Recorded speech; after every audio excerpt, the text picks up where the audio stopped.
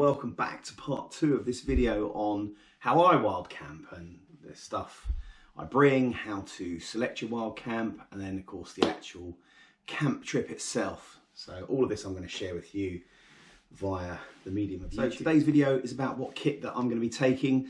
In part 1, myself and Dan mentioned a few things that we might share along the trip as we go. But I'm going to try and get all my kit into a slightly smaller bag this time. I just want to show you a quick run around what we've got here today. So we've got some undergarments, socks and the like, hat, ignore the flip-flops, they're not going, some feather jackets, it's like a down type jacket, or it is down. Got down trousers. These are the sort of things I would wear in the tent once we've arrived and everything's set up. Got a fleece, some waterproof trousers. There is a waterproof jacket to go with that, but it's out in the car. Regular walking trousers that convert into shorts if the amazing happened and we got sun. It's not going to happen. Tent and oh, what's the bottom bit? Like the bottom bit of the base of the tent, like the protector bit. My new X-Ped mat. Yes, I just went out and bought it. More about that in the next video. Need to decide whether to go for the Rab sleeping bag or the I can't remember the brand, Red Ice or Ice Flame or something, some Chinese down quilts. I'm quite keen on trying to quilt with the X-Bed pad, because the X-Bed pad's also got down in it as well, so it should be nice and warm. A pillow just behind, comfy pillow. We've got water filter. Like, well, I'm filming this and pointing with my toe, eh? It's very, very professional. Water filter. Let's get down a bit closer. I've got a torch, so that's going to go into a head torch. I've got Dan's gift. I've got hand warmers. This is my cook set, gas and pot. An additional gas there, cleaning of said cook set, and some oil as well. I've got a wind blocker, so that goes round the stove like that. I may not take that because it's quite heavy and cumbersome. Food for myself and Dan. So there's 8 portions of food there for myself and Dan, so 4 each with some sauces. We have the Helinox lightweight chair, which I probably won't take. A trekking umbrella, a schnozzle for the mat, maps, and a sit mat, which I'm using just to put things together. Various bits and bobs like the first aid kit, toiletry items, tea and coffees, the obligatory red wine. There's 5 small bottles there, picked up cheap in the supermarket. The trowel of shame, the heavy frying pan, some lights, and that is all hopefully going to fit within the Osprey Levity 60. So 60 litre pack as the name describes. We're going to see what we can get in there. Fingers crossed it will all fit. But yeah, I think what I'm going to do is start putting the clothes into the dry bags and weed out a bit of the unnecessary. I'm sure most of you will immediately go, well, you don't need the bottles of wine. You're right. You don't need the chair. You're right. Lots and lots of other bits and bobs. Oh, there's a water filter there as well. I can't remember if I mentioned that earlier. The Catadine. Yeah, and probably the clothes. I could probably chop that in half for like the undergarments and socks and things like that. But I'm quite a clean person. I don't like to be uncomfortable, and if you're wet and cold, it's no fun. So this is the sort of kit that I'm going to be looking at bringing.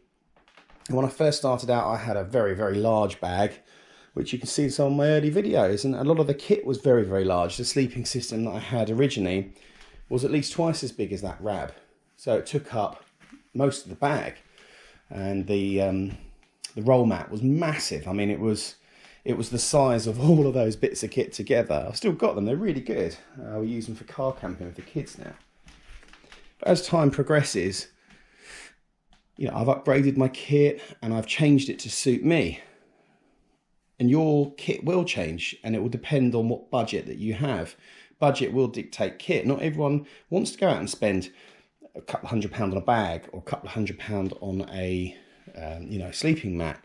They're quite happy having just a big version of one of these, which you can pick up for £12, like a big sleeping mat version of that. It's okay, but my back can't take that. Same with the clothes. I've been after a rab down jacket for a long time now. This particular one I got in Costco, and it's called a zero exposure. It's a very lightweight down jacket. It's not particularly thick, and I might change that out for this one, which I got in Decathlon, which is a lot puffier, as you can see, and it also has a quilted hood as well, and that's much nicer. But that was 65, 70 pounds, and that one was 20. So the kit changes as the money comes in.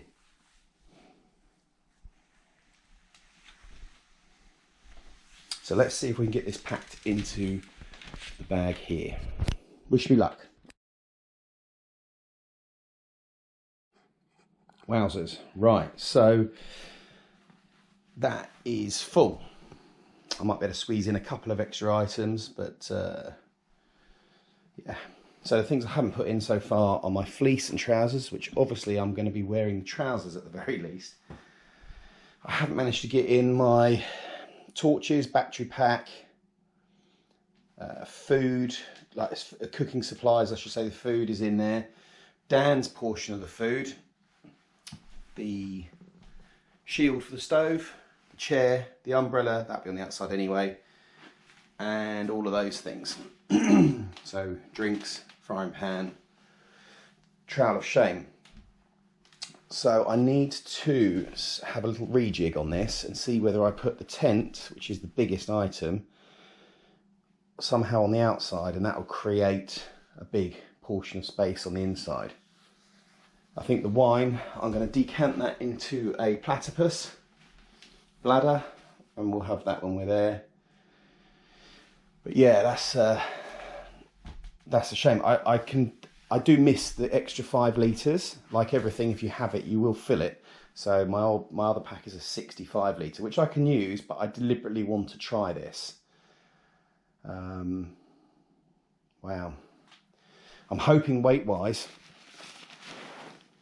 I'm hoping that's going to be, with water and everything that you have seen here, if I can get it in, I'm hoping that's going to be in the region of about 15 kilos. 15 to 18 is what I'm expecting. Any more than 18, I'll be disappointed in that. I'm a bit gutted I can't get it all in. I think I'm just going to have to take my time without the camera rolling and just do a little repack. But I'll be honest with you guys, you know, if it doesn't fit, it doesn't fit. And if I have to cut things out, I have to cut things out. It's just the way it goes, right? So watch this space. Well, I'm very pleased with that. That is weighing in at 12.5 kilos. That's not including water, so add another kilo for that. Call it 13.5 kilos. Now the only things that I haven't put in were Dan's food, 2 of those mini bottles of wine, so I've taken 3, Dan will have to take the other 2, the map which will go around my neck, and the frying pan that Dan wants me to bring. So we might have to see what we can do by reducing that and bring something else.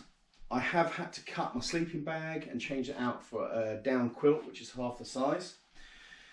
I've also had to cut the chair, which every time I go to Dartmoor I bring it, and I think I've used it one occasion in all the trips I've been there.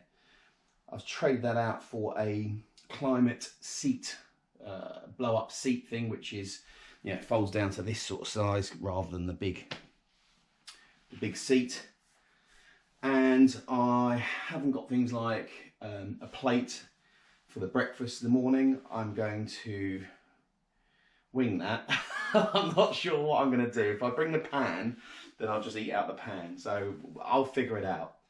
And I'm a bit worried because it's very light. And I was thinking my last pack weight, I can't remember, I'll have to go back to the videos and look, but I think it was around the 18 to 22 mark.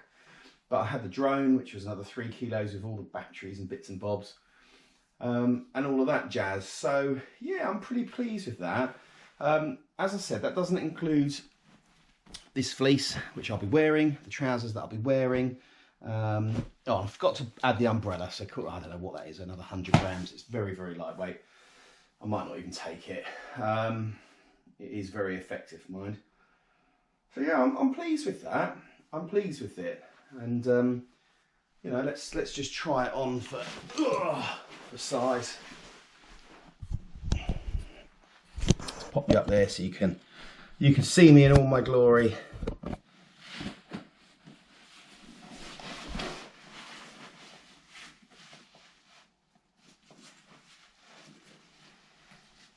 Like I say, this is a new pack, new for me. I've used it once on a local walk. Just a few bits in. Oh, it's very comfortable. And it feels nice and comfy now as well. It's got a chest clip as well. I've got to familiarise myself with the areas. There we go. Yeah, that's all right. I tell you what, that's nice. It's a little bit weighty on the left for whatever reason. There must be something that's heavy over there. I'll have to figure that out. But yeah, overall I'm pleased with that. That feels good. Hopefully nothing will fall out of the back. Oh, will I bring trekking poles? I've forgotten about those. I think, as I know the routes that we're taking, and I'm pretty sure trekking poles are one of those ones. I'm never really sure whether they actually help or not. I think they do, but whether the inconvenience of carrying them outweighs their helpfulness is something to be discussed at another video. But I don't think I'll bring them this time. So there we go. So that's my kit for this camp. So we'll see you, I guess, on the trip driving down. And by the magic of YouTube, we will see you in Dartmoor very, very soon. I'm really looking forward to this one. Fingers crossed the weather's not going to hamper us, because the last few weekends we've had really rubbish weather. So fingers crossed, eh? Thanks very much for watching. I'll see you in part 3.